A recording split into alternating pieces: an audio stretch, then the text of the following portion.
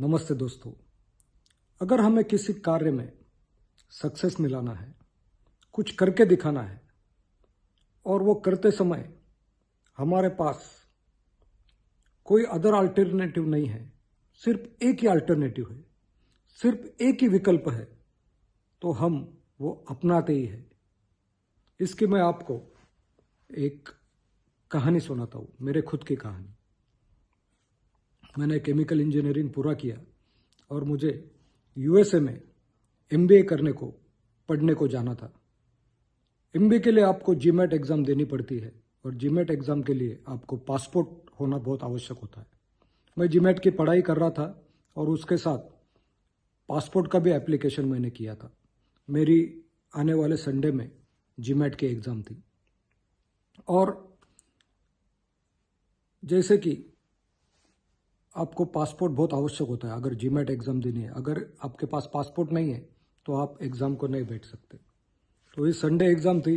मैं रोज़ पोस्ट में मेरा पासपोर्ट आया क्या इसकी राह देखता था और वो आखिरी संडे था। That was the last examination. मतलब दो चार एग्ज़ाम होते हैं हर साल में, तो वो आखिरी एग्ज़ाम थी। उसके बाद अगर मैं उस एग्ज़ाम में अप्लाई नहीं हुआ तो मैं उस साल अमेरिका नहीं जा सकता था। तो मेरा वो अमेरिका जाना कैंसिल भी हो सकता था। मैंने मंडे को राह देखी, पोस्ट में आया नहीं। ट्यूसडे को भी पासपोर्ट आया नहीं। फिर मुझे टेंशन आने लग गया, अब क्या करना। अब पासपोर्ट अगर 3-4 दिनों में नहीं आया तो मैं अमेरिका नहीं जा सकता हूँ। मेरे पास कुछ भी विकल्प नहीं था, नो अल्टरनेटिव्स। मैं सोच रहा था अब क्या करना। और मैंने फाइनली सोचा कि हम मुंबई जाएंगे। मुंबई में पासपोर्ट ऑफिस का एड्रेस मैंने ढूंढा और मैं मुंबई चला गया पुणे से। मैं स्टूडेंट था, ट्रेन से गया, ट्रेन से या बस से, मुझे अभी याद नहीं है। और मैं मुंबई में पासपोर्ट ऑफिस में पहुंचा, अंदर गया। वो सरकारी ऑफिस है, इतना बड़ा ऑफिस। वह हर जगह लाइन थी, किसी को क्या प्रॉब्लम, और सब लोग उधर हर एक लाइन में खड़े थे। पूछताछ कक्ष, वहाँ भी बहुत बड़ी लाइन थी। मुझे समझ में नहीं आ रहा था कि ये लाइन कब ख़त्म होगी और कब मेरा नंबर लगेगा। मेरे पास तो समय भी नहीं था। मैं उधर उधर देख रहा था। उतने में मेरा ध्यान गया एक कैबिन पर। उस कैबिन के बाहर लिखा था पीआरओ, पब्लिक रिलेशन ऑफिसर। मेरे दिमाग में क्या आया पता नहीं। मैं तुरंत उधर गया, मैंने नॉक किया और मैं अंदर गया।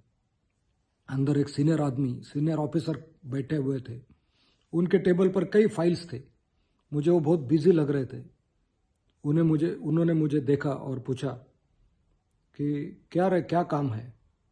मैं बहुत डर गया था क्योंकि वो बहुत बिजी लग रहे थे, बहुत सीनियर थे।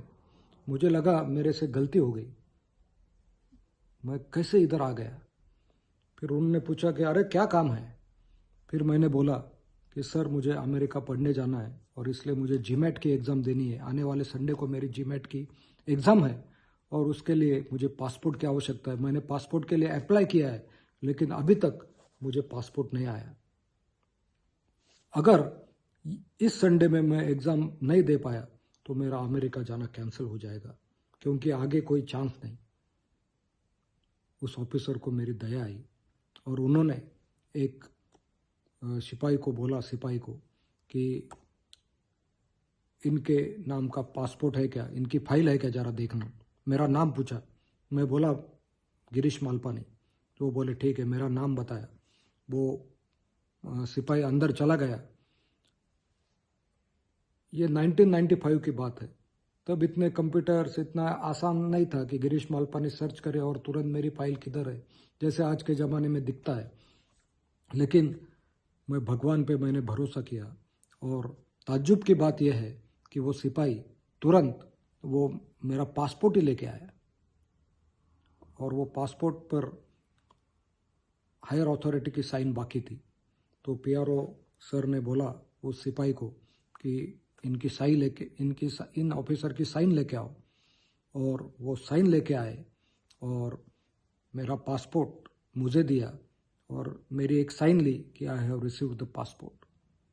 और मुझे पासपोर्ट मिल गया और आने वाले संडे को अब मैं एग्ज़ाम दे सकता था।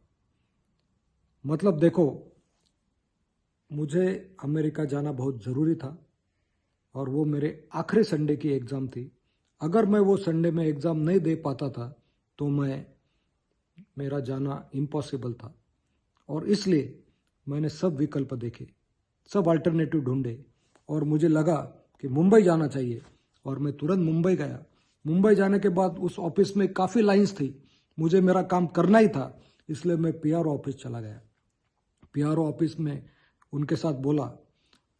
इस उम्र में तो मैं किसको भी कुछ भी बोल सकता हूँ, कोई भी काम करवा सकता हूँ, लेकिन तब मैं स्टूडेंट था।